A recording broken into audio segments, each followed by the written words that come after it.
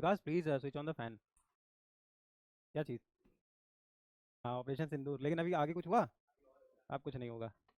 क्या बोला है पाकिस्तान का डिफेंस मिनिस्टर, सुना नहीं अभी 1 घंटे पहले? यार अगर अब इंडिया कुछ नहीं करेगा तो हम कुछ नहीं करेंगे।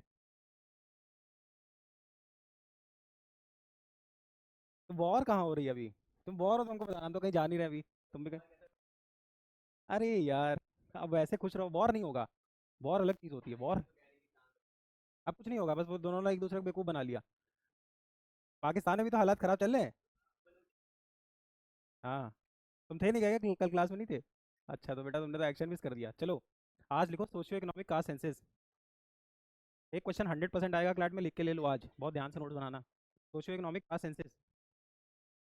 अरे तुम्हें इससे क्या मतलब, क्वेश्चन आएगा, किसी में भी आ सकता है, लीगल जीके दोनों में। Socio economic.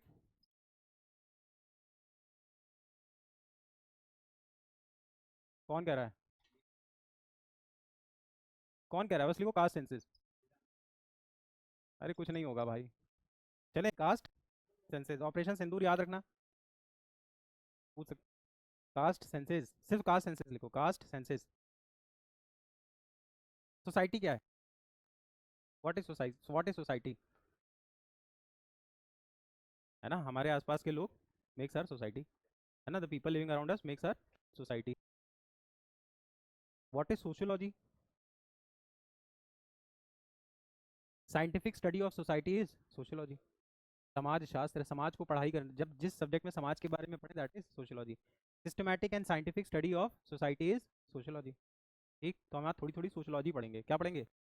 सोशियोलॉजी। सवाल आ सकता है, अभी देखते हैं। अब एक आदमी जब एक सोसाइटी में रहता है, किसी सोसाइटी में रहता है, तो उसकी मल्टीपल क्या होती हैं, आइडेंटिटीज। कैसे मल्टीपल आइडेंटिटीज? आइडेंटिटी क्या होता है? पहचान। तो तुम्हारी एक पहचान है या मल्टीपल पहचान है? तुम बताओ पहले अर्चित। तुमने तो एक पहचान है बस अर्चित। नहीं। तुम कहाँ के रहने वाले हो? हाँ, हैदरगढ़। तो देखो, एक तो तुम्हारी ज्योग्राफी हो गई। अब तुम बताओ, तुम मेल हो कि फीमेल हो? तो तुम्हारा एक जेंडर हो गया। आइडेंटिटी कई तरीके की हो सकती है ना, पहचान। अभी हो सकता है तुमको लग रहा है मैं अर्चित हूँ, मेरे लिए तुम एक सिर्फ लड़के हो, बॉय मेल। समझ में आ रहा है? या हो सकता है मैं तुम्हें इस नज़रिए से देखूं कि तुम लखनऊ निवासी हो। ज्योग्राफी देख सकता हूँ तुम्हारी सोसाइटी में। और तुम्हारी आइडेंटिटी क्या क्या हो सकती है? तुम्हारा, हाँ तुम्हारा प्रोफेशन। स्टूडेंट्स अच्छा प्रोफेशन। समझ में आ रहा है? और क्या हो सकती है तुम्हारी आइडेंटिटी? जेंडर। Gender, race. और रेस का मतलब क्या होता है, तुम कौन सी रेस से हो? बस रेस तुमने बोल तो दिया। क्या होती है रेस? क्या, कौन सी रेस में आओगे? Black race? हाँ, इंडियन कलर। रिलीजन। रिलीजन भी तो हो सकती है आपकी आइडेंटिटी, कि you are identifying yourself as a Hindu, और you are identifying yourself as a Christian, Muslim. ठीक। ऐसे ही हम जिस सोसाइटी में रहते हैं उसमें एक बहुत इंपॉर्टेंट आइडेंटिटी बन जाती है हमारी, कास्ट। समझ में आ रहा है? ठीक। अब जिस चीज़ को सोसाइटी अच्छे से एक्सेप्ट करती है, उस आइडेंटिटी को तो हम अपने साथ जोड़ के रखना चाहते हैं, नहीं चाहते हैं? जैसे मेल को प्रिविलेज है, तो आदमी अगर उसे चॉइस लिया जाए तो मेल बॉर्न होना चाहिए, फीमेल। है ना? जिस हिसाब से भी अपॉर्चुनिटीज़ हैं। अब वो बात अलग है, तुम अंबानी के घर में बिटिया पैदा हो गई। समझ में आ रहा है? But in general, in general, अब ऐसे ही कहीं पे रिलीजन डोमिनेट कर रहा होगा। मान लो पाकिस्तान जैसे कंट्री में, if you are coming from let's say Muslim, like if you are Muslim और यू आर फॉलोइंग इस्लाम, तो हो सकता है तुम वहाँ पे अपनी आइडेंटिटी, तुम अपनी रिलीजन की आइडेंटिटी और बूस्ट करो, और बूस्ट करो। बस 1 मिनट यार, 1 सेकंड, बस 1 सेकंड, 1 सेकंड। ये हो गया। अरे बस 1 मिनट, एक वो करना है। अभी सब पे आएंगे। और एकदम सेंसिटिव मुद्दा है, इस पे कोई प्लीज वो नहीं बनेगा। हम्म। Team AK-47। चले आगे, कहाँ के चाचा?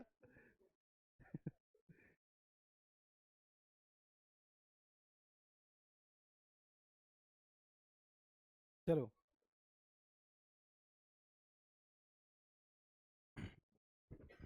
अब अगर किसी आइडेंटिटी की वजह से मुझे कहीं पे लैक ऑफ अपॉर्चुनिटी मिल रही है, क्या मिल रही है? Lack of opportunity, let's say if I am a woman and I am not able to do something, if I am coming from XYZ caste, I am not able to do something, if I am coming from XYZ religion, I am not able to do something, तब उस जगह आदमी अपनी identity को carry करना चाहता है कि उस आइडेंटिटी से भागना चाहता है? भागना चाहता है ना? उस आइडेंटिटी से भागना चाहता है. तो a very common phenomena that you will see in India is, very common phenomena that you will see in India is that people who are coming from lower caste, or what is considered as lower caste, they are not coming from lower caste, it is considered as lower caste, people who are belonging to a lower caste in rural regions of India. In what regions? वो तुमने notice किया होगा, शहरों की तरफ भागते हैं क्योंकि शहर में कास्ट कल्चर कम है. कम है कि नहीं? शहर, गांव में ज़्यादा है ना, तो वो कहाँ भागना चाहते हैं? अर्बन एरिया में. तो वो अपनी आइडेंटिटी छोड़ना चाहते हैं या पकड़ के रहना चाहते हैं? अब यही चीज़ उल्टा देखो, कोई अपर कास्ट से आ रहा है और रूरल एरिया में उसको पता है कि क्योंकि वो सिर्फ अपर कास्ट का है, इस वजह से उसको कुछ बेनिफिट्स है, तो वो गांव में रहना चाह रहा है. समझ में आ रहा है? पक्का? क्या समझ में आ रहा है? नहीं, ऐसा कुछ नहीं है. अब सुनो, अब तुम सबको बता रखा है लॉ कौन बनाएगा? लेजिस्लेचर. एग्जीक्यूट कौन करेगा? और जुडिशरी उसको चेक एंड बैलेंस करेगा. अब एग्जीक्यूटिव में पीएम और उसकी काउंसिल. अब सारे सारे फैसले पीएम और उसकी काउंसिल मिलके नहीं ले पाते हैं. इसीलिए एक कॉन्सेप्ट आता है जिसको बोलते हैं कैबिनेट कमिटी. जिसको बोलते हैं कैबिनेट कमिटी. तो हमने बहुत सारी क्या बना रखी है कैबिनेट. जैसे सिक्योरिटी पे एक बना रखी है, उसमें अमित शाह जी, मोदी जी से 4-5 नेता होते हैं ऊपर के. कैबिनेट कमेटी ऑन सिक्योरिटी में राजनाथ सिंह है, अमित शाह है, मोदी जी हैं, निर्मला सीतारमन, ऊपर के 5 नेता हैं. ऐसे ही हमें कोई आर्थिक फैसला लेना होता है तो cabinet committee on economic affairs, उसमें भी 4-5 नेता होते हैं बस, जिसको एक तरीके से कह सकते हो किचन कैबिनेट.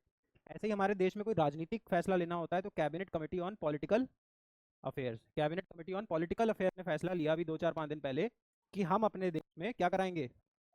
Cast senses. तो कोई हवाबाजी की बात अब नहीं रही. सबसे बड़ी बॉडी ने आंसर दे दिया है कि हम क्या कराएंगे? Caste census. अब तुम्हारे दिमाग में सवाल आना चाहिए कि सर ये बता दो इंडिया में पहली सेंसस कब हुई? 1881 में, लॉर्ड रिपन के अंडर. किसके अंडर?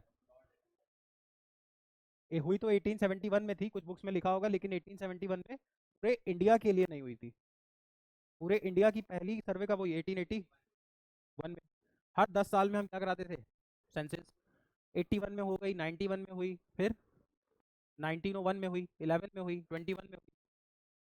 हाँ, 10-10 साल पे.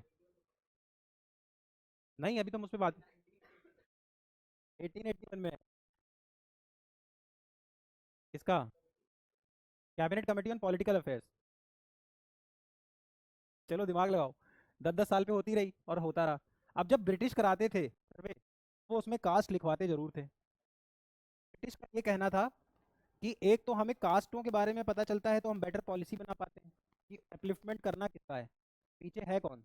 और दूसरा मानते हैं ब्रिटिश इसलिए करते थे ताकि सोसाइटी को तोड़ के रखें. किसको तोड़ के रखें? सोसाइटी को ब्रेक करके. क्या हो गया, किस बात पे हंस रहे हो?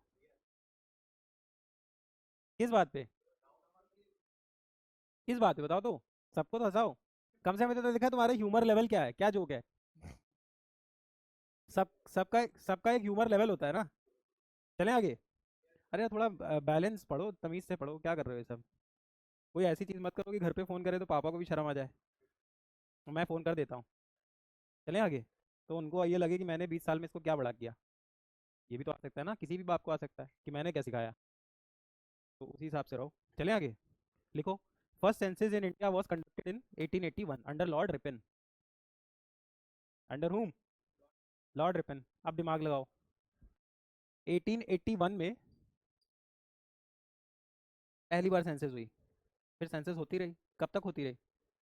1931 तक. हुई 41 में भी. हुई कब? 41 में भी. लेकिन 41 याद करो, 39 से 45 वर्ल्ड वॉर 2 चल रहा था. तो हमने सेंसस के डेटा डिस्क्लोज नहीं किए. हमने मतलब ब्रिटिश ने. तो लास्ट जो हुई थी सेंसस एक तरीके से, वो हुई कब? 1931.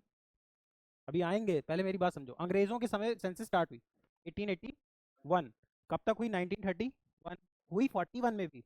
पर 41 वाली का डेटा कभी बाहर, क्योंकि वर्ल्ड वॉर 2 चल रहा था. क्योंकि वर्ल्ड वॉर, अरे वो वर्ल्ड वॉर तुम्हारा डेटा निकाले. वर्ल्ड वॉर चल रहा था. अब हमें 47 में आज़ादी मिल गई. हमें क्या मिल गई 47 में? आज़ादी. द मोमेंट वी गॉट आज़ादी इन 47, हमने 1948 में एक कानून बनाया, सेंसस ऑफ इंडिया एक्ट 1948. अब तुम्हारे दिमाग में बार बार क्वेश्चन आएगा सेंसस सेंसस क्यों कर रहे हो? क्योंकि एक बात बोली जाती है व्यापार में भी, इकोनॉमिक्स में भी, what cannot be measured what cannot be measured cannot be managed. Cannot be मतलब जो चीज़ नाप नहीं सकते हो उस चीज़ को कभी भी मैनेज नहीं कर पाओगे। इसीलिए लोग बोलते हैं अपना हिसाब लिखना सीखो। जब तुमको हिसाब ही what cannot be measured cannot be managed, जिस चीज़ को नाप ही नहीं सकते उसको मैनेज क्या करोगे? समझ में आ रहा है? तो what cannot be measured cannot be managed, तो मेजर करना जरूरी है, सेंसस करना जरूरी है, पता तो चले कितनी आदमी कितनी औरत, कितने हिंदू कितने मुस्लिम्स। समझ में आ रहा है? कौन पक्के घर में रह रहा है, कौन कच्चे घर में रह रहा है, किसकी एजुकेशन लेवल कितनी है। अब इसको कास्ट से मत जोड़ो, अभी सिर्फ सेंसस समझो। एक डेटा लेना जरूरी है ना देश भर का, तब तो अच्छी पॉलिसीज बन पाएगी। तो हमने एक कानून बना दिया, अब हम 10-10 साल पे फिर करने लगे क्या, सेंसस। लेकिन हमने कभी भी 47 के बाद सेंसस कराई, 51 में कराई, 61 में कराई, 71 में कराई, 81 में कराई, कराते रहे, 2011 तक कराई। लेकिन 2021 में क्या आ गया, कोविड, जैसे 1941। तो अभी 21 वाली जनगणना हुई नहीं है, इसी को हम अगले साल कराने की बात कर रहे हैं, 26 में। समझ में आ रहा है? तो अब तक जो जनगणना होती थी उसमें बहुत सारी चीज़ें पूछता था, लेकिन कास्ट पूछता तो था, लेकिन कास्ट के कभी डेटा रिवील नहीं करते थे आज़ादी के बाद से। क्योंकि हम ऐसा मानते थे कि अगर हमने कास्ट के डेटा निकाले तो हम तो अपनी बात के अगेंस्ट चले गए। कैसे सर? आर्टिकल 17 में पढ़ा रहे थे राइट टू ये अनटचबिलिटी। आर्टिकल 17 में बताया था अनटचबिलिटी, कि अगर अनटचबिलिटी करोगे तो सीधे जेल हो जाएगी, है ना? एक तरफ तुम कह रहे हो कास्ट की बात मत करो, देश बोल रहा है ना, अनटचबिलिटी इसीलिए तो लाई गई कि कास्ट खत्म हो जाए, और दूसरा तुम कास्ट सेंसिस कर रहे हो। एक बार कह रहे हो कास्ट, तुम सोचो ना, एक तुमने सुना होगा कानून है prevention of civil liberties against SC and ST. मतलब अगर एससी एसटी के साथ कोई बदमाशी करोगे तो तुम्हें तुम्हें पता है ना कानून है, एससी एसटी एक्ट बोलते हैं जिसको। तो अब एक तरफ तुम एससी एसटी एक्ट भी दे रहे हो, और जिसमें तुम बोल रहे हो कोई जाति सूचक वर्ड मत यूज करो, कास्ट रिलेटेड, है ना, अलाउड नहीं है ना कुछ वर्ड्स, और दूसरा तुम कास्ट पूछ भी रहे हो। तो अपनी बात का तो पैराडॉक्स कर दिया। एक तरफ बोल रहे हो कास्ट पे रिलाई मत करो, कास्ट की बात मत करो, कास्ट से किसी को बुलाओ मत, और दूसरी तरफ तुम कास्ट भी पूछ रहे हो।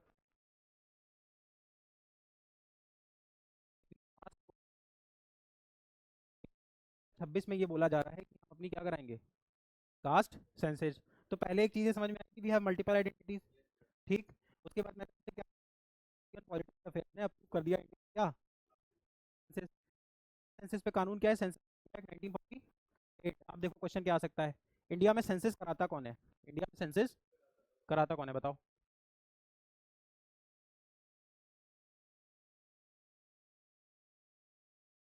मैंने क्या बोला? Legislature makes the law, legislature makes the law. So the legislature made this law called as census of India act 1940। तो अब एग्जीक्यूटिव को एग्जीक्यूट, ये वाला काम इम्प्लीमेंटेशन को किसी को दिया गया होगा? हाँ, देश में पुलिस भी देखनी है, सेंसस भी कराना है, ये भी वो भी, डिपार्टमेंट बना दिए जाते हैं, बताया था ना। सबसे ऊपर एग्जीक्यूटिव, उसमें प्रेसिडेंट, प्रेसिडेंट के नीचे पीएम, पीएम अपना काम अलग अलग मिनिस्टर को देता है, मिनिस्टर अपने नीचे अलग अलग डिपार्टमेंट बना के रखते हैं। ऐसे ही एक डिपार्टमेंट है हिंदुस्तान में, registrar general, department of registrar.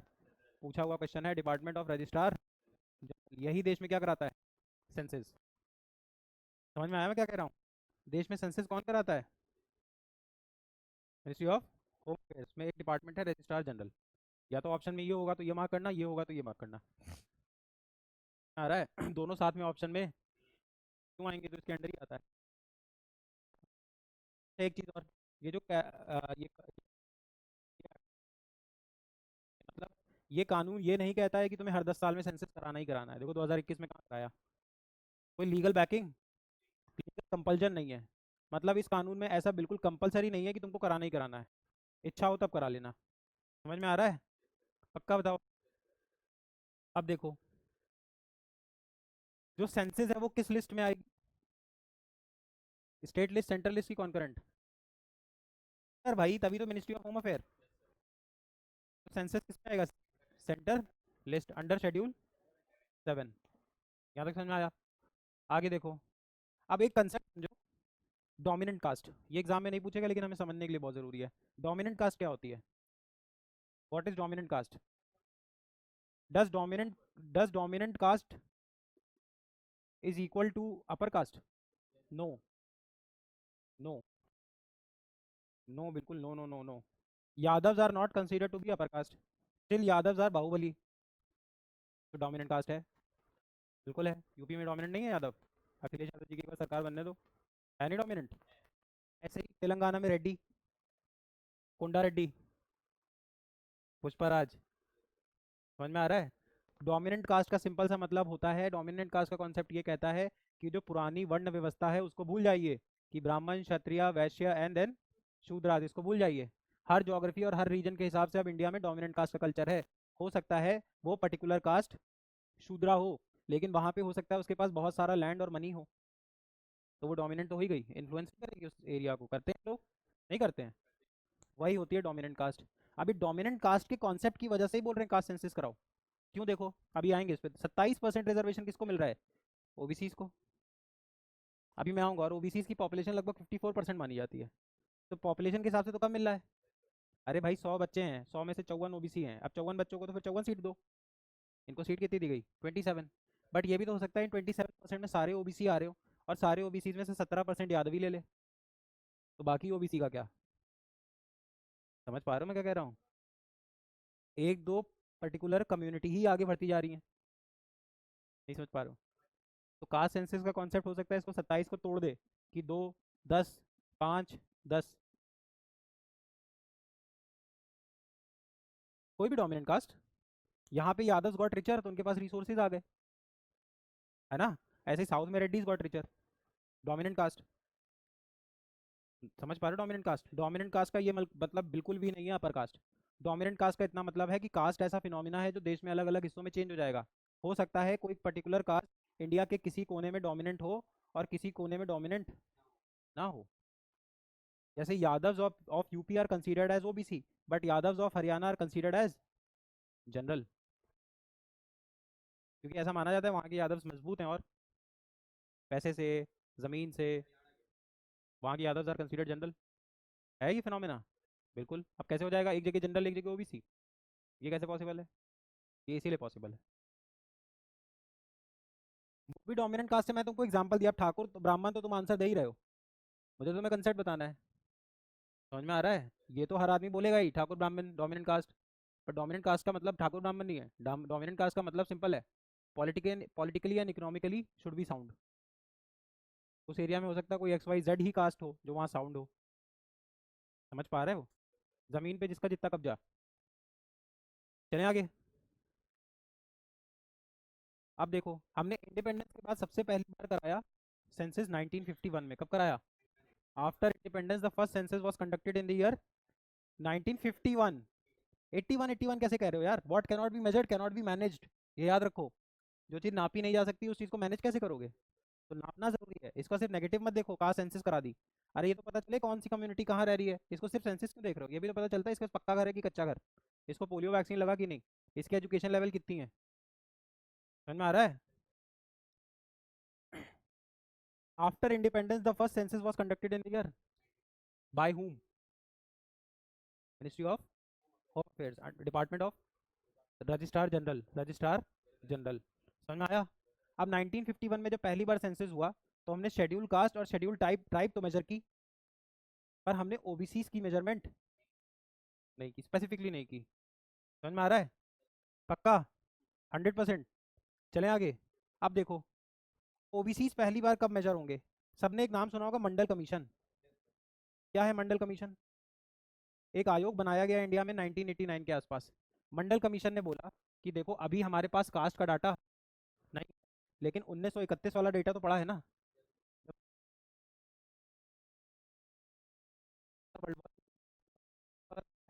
31 वाले में एक चीज देखी गई कि इस देश में 52% पॉपुलेशन क्या है? ओबीसी। और अब तक ओबीसी रिजर्वेशन देश में नहीं था, ओबीसी रिजर्वेशन देश में नहीं था। तब मंडल कमीशन ने बोला कि भाई 52% पॉपुलेशन जो तुम्हारे देश की है, उसको कम से कम लॉजिक से पहले तो 52 सीट दो, 52 नहीं दे पाते हो तो कम से कम हाफ तो दो। तब ये समीकरण बैठा जाके लगभग 27 का। इसलिए तुम देखो ओबीसी रिजर्वेशन कितना है? 27। अब एक दो डेसिमल पे मत पकड़ने लगना। 26 पॉइंट, बाकी जो बचा 27 गया, 14 15 उनका है, 22 वो चला गया। जनरल का लगभग 40%, अगर ईडब्ल्यूएस हटा दो तो। समझ में आया? पक्का? तो यहाँ पे मंडल कमीशन, पहला कौन सा कमीशन था जिसने ओबीसी रिजर्वेशन इंडिया में इंट्रोड्यूस किया? मंडल कमीशन। मंडल कमीशन ने बोला अगर 52% पॉपुलेशन है तो कम से कम कितनी सीट दो? हाफ तो दो।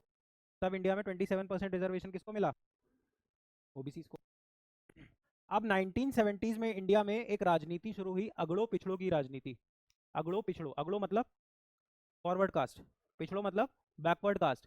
इसीलिए तुम देखोगे 1970s के आसपास बिहार में लालू प्रसाद यादव जैसे नेता पैदा हो जाएंगे और समाजवादी पार्टी भी पनपेगी 80s के आसपास। समझ में आ रहा है? नहीं, क्या समझ में आ रहा है? अब देखो इस स्टेट वालों ने बोलना शुरू किया, जब इन्होंने देखा कि यार हमारी तो इतनी इतनी पॉपुलेशन है, हम तो नेता बन सकते हैं, डेमोक्रेसी है ना, तो क्यों ना कास्ट सेंसिस की डिमांड की जाए। इन्होंने सेंटर से बोला कास्ट सेंसिस कराओ, क्या बोलो, कास्ट क्या कराओ। लेकिन सेंटर ने कास्ट सेंसिस कभी भी नहीं कराई। तो इन्होंने बोला हम कुछ तो करेंगे, क्योंकि ये तब कैसी सरकार चलाते थे, पोलिशन वाली। मतलब सेंटर में लालू प्रसाद के भी कुछ एमपी होते थे, तो इनकी बात ही मानना है। तो सेंटर ने बोला तुम कास्ट सेंसिस ना करा के कास्ट सर्वे करा लो। क्या करा लो? तो स्टेट क्या करा सकता है? कास्ट सर्वे। कौन करा सकता है? State government. इसलिए देखो बिहार ने करा रखा है, तेलंगाना ने करा रखा है, लेकिन कास्ट सेंसिस देश में नहीं हुआ है, कास्ट सर्वे हो चुका है। स्टेट कास्ट सर्वे करा सकता है, सेंसिस तो सेंटर ही करा सकती है। समझ में आ रहा है डिफरेंस?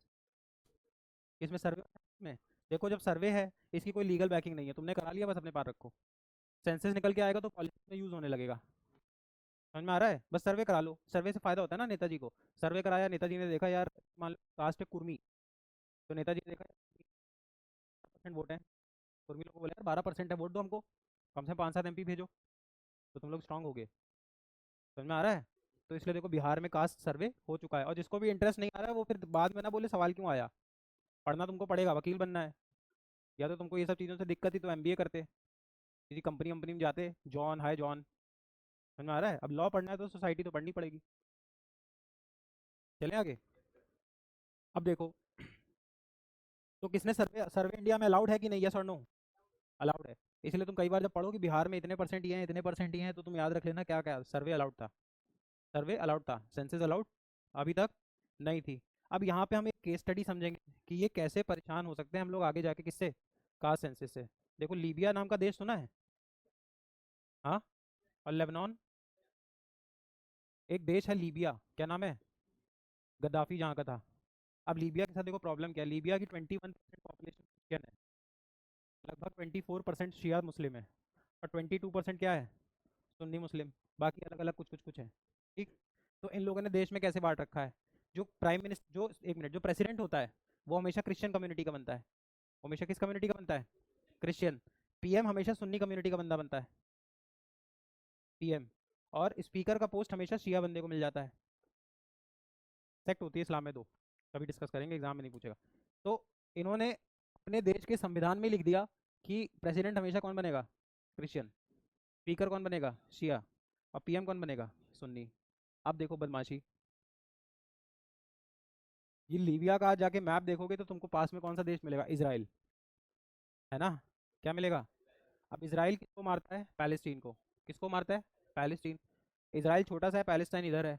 लीबिया के बाजू में ही क्या है? पैलेस्टीन। पैलेस्टीन में सबसे ज़्यादा अटैक किस पे हो रहा होता है? सुन्नी मुस्लिम्स पे, है ना? मेजोरिटी क्या है? सुन्नी मुस्लिम्स। तो ये जो लीबिया वाले हैं, ये सुन्नी मुस्लिम्स को अपने यहाँ बुलाते रहते हैं बॉर्डर क्रॉस करा के कि तुम यहाँ आ जाओ, बताओ उससे फ़ायदा क्या होगा? पॉपुलेशन बढ़ेगी। तो इंडिया में भी तो ये चीज़ हो सकती है। कल को कास्ट सेंसिस हुआ, कोई XYZ कास्ट निकल के आ गई कि ये ज़्यादा है, तो बोला गया अब इतनी पोस्ट इनके लिए बुक होंगी, तो बच्चे नहीं ज़्यादा करने लग जाओगे? आपस में नहीं डिवाइड हो जाओगे? ये आपस में डिवाइड ही तो है, ये अपना देश भूल गए अभी। तुम तो एक देश के हो, लेकिन तब भी इनवाइट इनको क्यों कर रहे हो? ताकि तुम्हारी मेजोरिटी, सुन्नी मेजोरिटी बढ़े। तो देश आपस में टूट रहा है कि नहीं? ये इसका एक बैक क्लैश है। इसके फायदे भी हैं कास्ट सेंसिस के, लेकिन गधों की तरह नहीं सोचना है कि एक पार्टी पकड़ ली और वहाँ फायदा ही होगा, मास्टर स्ट्रोक। इसका नुकसान भी है। इसका बेस्ट एग्जांपल कौन सा दिया? लीबिया। लीबिया की कैपिटल, होमवर्क, त्रिपोली है कि कौन सी है? पढ़ के आना, पूछ लेगा एग्जाम में। लीबिया भी अखबार में आया इसलिए बताया ये। उसने द हिंदू में आया है, द हिंदू में उसने एक लीबिया की स्टडी दी है कि कैसे कास्ट सेंसस दी है, तो उसने पूरे आर्टिकल में यही समझाया है। देश में कास्ट सेंसस की बात हो रही है, तो एक चीज़ होती है एडिटोरियल, अखबार, अखबार में लोग अपनी राय देते हैं। तो द हिंदू अखबार में आजकल आर्टिकल आ रहे हैं जिसमें वो ये बताना चाह रहा है कि कैसे कास्ट सेंसस हमारे लिए डेट्रीमेंटल होगी। कुछ लोग बता रहे हैं कुछ नुकसान भी। तो नुकसान में मैं तुमको केस स्टडी बता रहा हूँ जिसमें वो ये बता रहे हैं, एक लीबिया नाम का देश है, लीबिया में समाज इस तरीके से बटा हुआ था, क्रिश्चियन, सुन्नी और शिया में। तो लगभग सब 20-22 20-22 थे, तो एक एक पे हावी हो नहीं पाता। तो उन्होंने आपस में कॉन्स्टिट्यूशन में ऐसी व्यवस्था कर ली कि प्रेसिडेंट बनेगा क्रिश्चियन, पीएम बनेगा सुन्नी, और स्पीकर का पोस्ट दे दो शिया को। ठीक, कोई दिक्कत नहीं, सब चलता रहा। अब लीबिया के जस्ट बाजू में पैलेस्टीन है, एक देश है पैलेस्टीन। पैलेस्टीन पे कब्जा कर रखा है इसने, इसराइल ने। समझ में आ रहा है? तो अब इसराइल ने ज़बरदस्ती पैलेस्टीन में घुस गया है वो। कौन घुस गया है?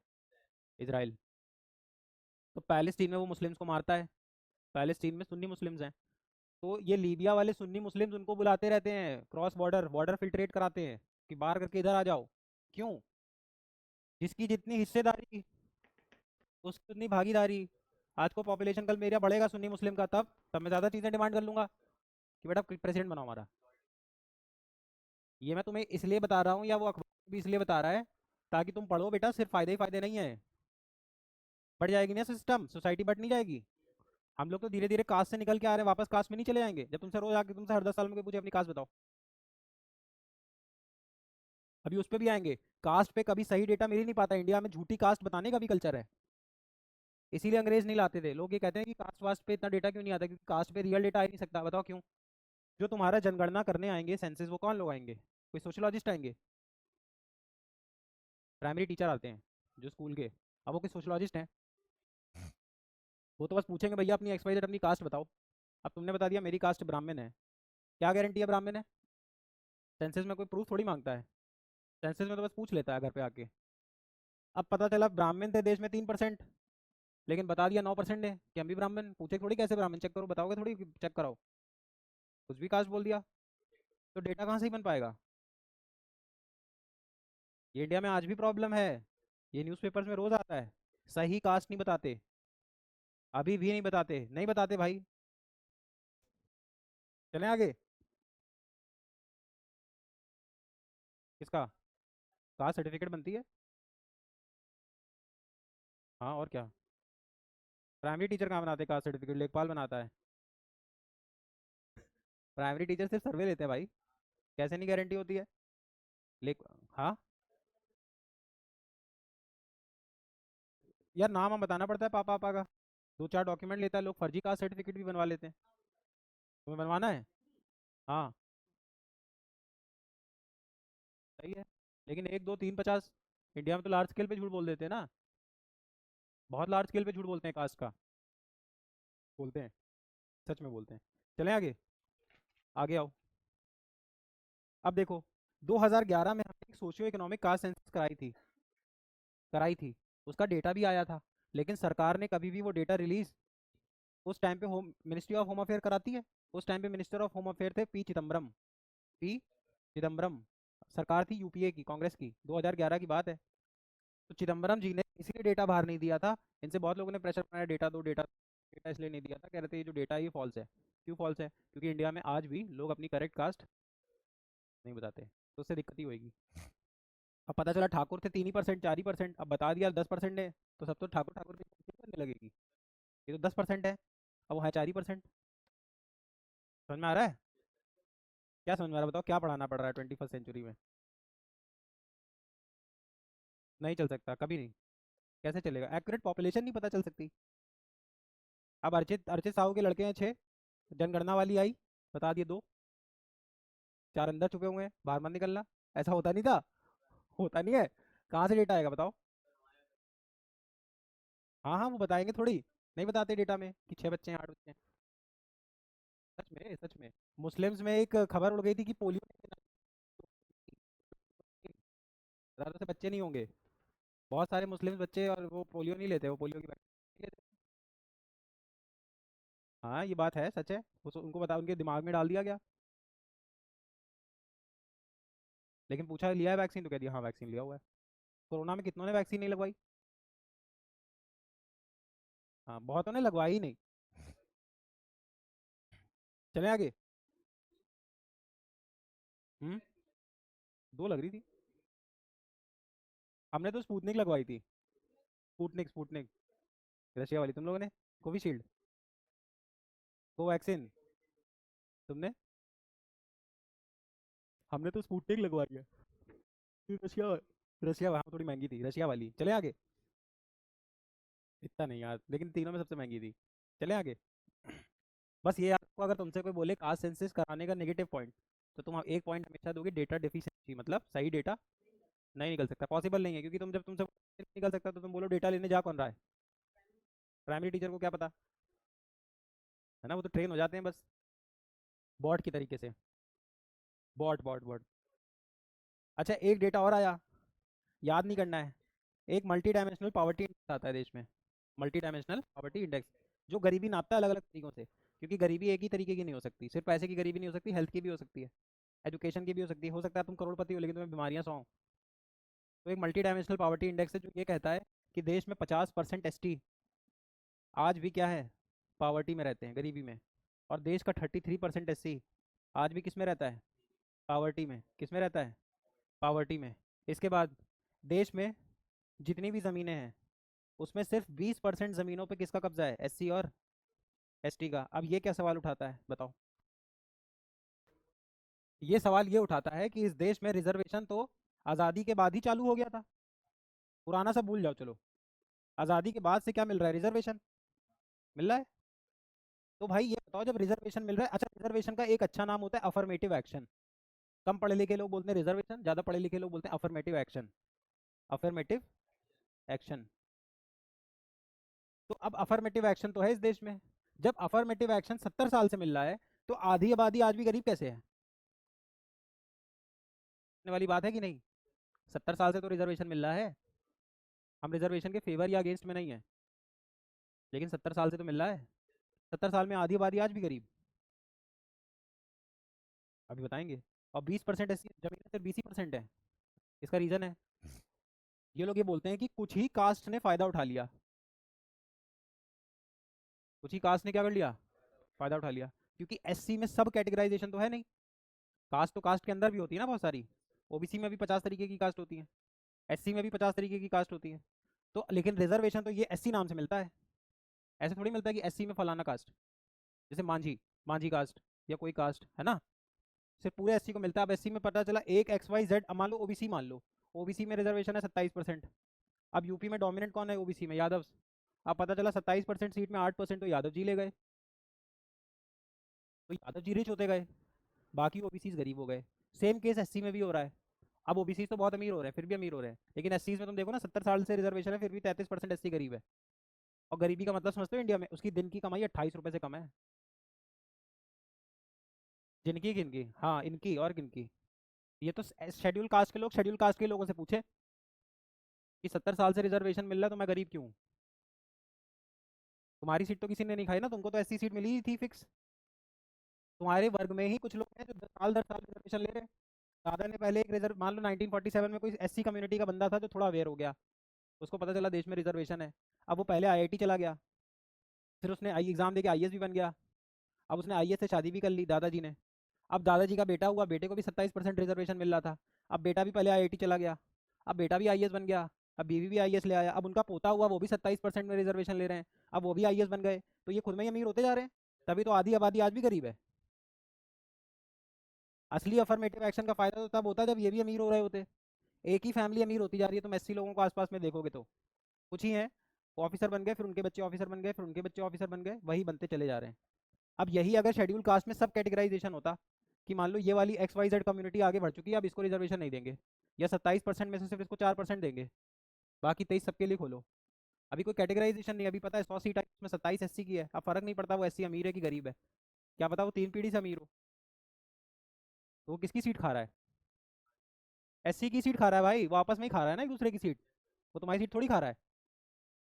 देखो ना इसके दादा ने तुम्हारे दादा की सीट खा ली 27% में, फिर अब तुम्हारे दादा मान लो कांस्टेबल थे, इसके दादा आईजी, लेकिन फिर कंपटीशन हुआ, तो ये तो आईजी का बच्चा है, तुम कांस्टेबल के बच्चे हो, 27% में अब इसने सीट खा ली, अब ये इसके बाद 2 जनरेशन बाद ये फिर रिच है, फिर इसने सीट खा ली, तो तुम तो गरीब रह ही गए। तभी तो ये यही तो सवाल पूछा जा रहा है कि जब देश में रिजर्वेशन 70 साल से है तो 50% एसटी और 33% एससी आज भी गरीब क्यों है, क्योंकि इन तक रिजर्वेशन का फायदा पहुंचा ही नहीं, आपस में ही खा गए, उन्हीं के वर्ग में लोग खा गए, पहले दादा ने दादा की सीट चुराई, फिर पापा ने पापा की सीट चुरा ली, और फिर उनका पोता आज तुम्हारी सीट चुरा लेगा।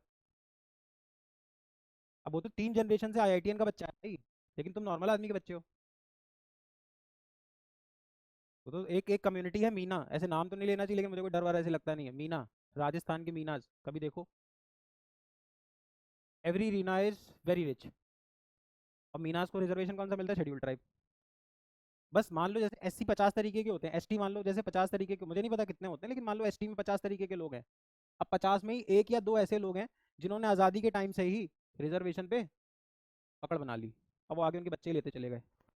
तो अब देखो कास्ट सेंसस का एक ये भी फायदा होगा। अभी जैसे घाटा बताया, सोसाइटी टूटेगी, एक फायदा भी तो है। एससी लोग सोचेंगे कि अच्छा बेटा यही खाया जा रहा है। समझ में आ रहा है? फायदे और नुकसान दोनों है, लेकिन ओवरऑल नुकसान ही है। चलें आगे, आगे लिखो। एक डायलॉग सुना होगा, जाति कभी नहीं जाती। जाति कभी नहीं जाती। अब ये बताओ, अगर ये चीज़ हो जाएगी सेंसेस, तो जाति कभी नहीं जाती और स्ट्रांग होगा कि कम? स्ट्रांग होगा ना भाई, बच्चा बच्चा जानेगा। जो आगे भी इस चीज़ से निकलना चाह रहा है वो भी तो जानेगा, उससे भी तो जनगणना में पूछ लिया जाएगा, बेटा तुम्हारी कास्ट क्या है, तो पूछेगा नहीं कास्ट क्या होती है। समझ में आ रहा है? आगे लिखो।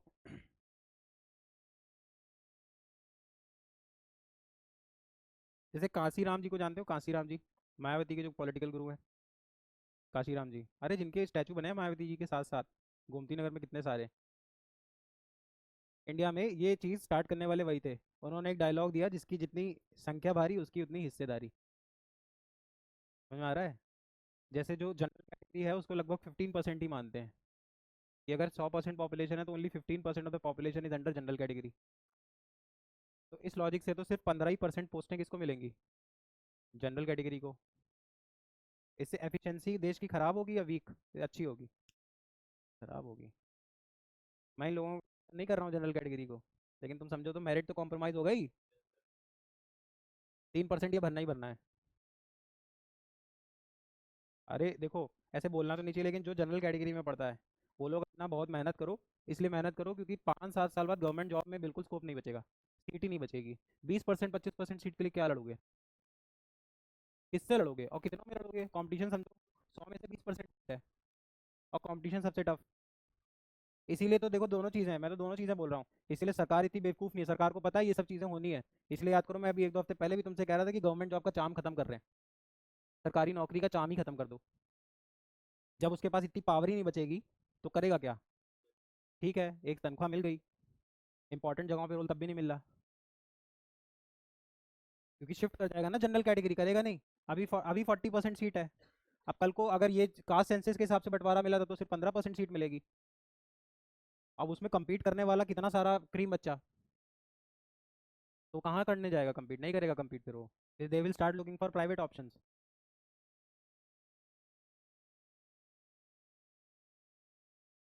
कम होएगा धीरे धीरे, सरकारी नौकरी का क्रेज खत्म हो जाएगा, क्योंकि सरकार को पता है ऐसी चीज़ें होंगी, रिजर्वेशन बढ़ाना पड़ेगा।